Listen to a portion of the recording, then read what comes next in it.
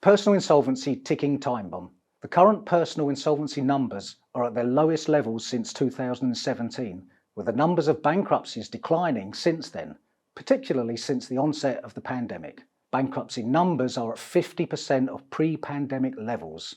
This is not, however, because there has been a decline in personal debt, but is rather a reflection of the government measures introduced in response to the COVID-19 pandemic and the general forbearance extended by lenders in relation to enforcement, particularly HM Revenue and Customs, which traditionally is the biggest petitioner for bankruptcy. A pent-up problem. What we have, therefore, is a pent-up problem, an accumulation of those who were already insolvent during the pandemic, combined with those that are now insolvent because of it. The National Audit Office estimated in September 2021 that over the course of the pandemic, 2.4 million more UK taxpayers had fallen into debt, with real household disposable incomes per person reducing by 2.2% in the next financial year. Added to this, a gradual uptick in interest rates is loading additional cost onto consumers' mortgages and credit payments.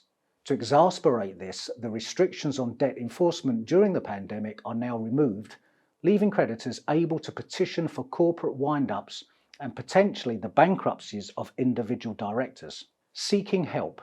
The impact of social stigma and other anxieties is that all too often people delay seeking help for their financial difficulties, which often only exacerbates the situation in the form of increased debt levels or increased severity of collection activities.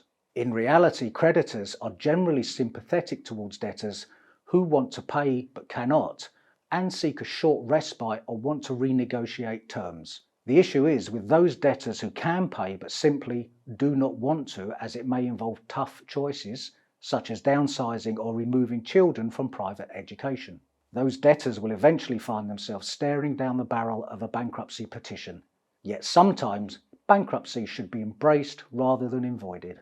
Every case is obviously different, but in general terms, if a debtor has no assets and no prospect of repaying liabilities, then bankruptcy can provide an effective insolvency solution, with discharge after 12 months bringing release from the liabilities and an opportunity to regroup and rebuild.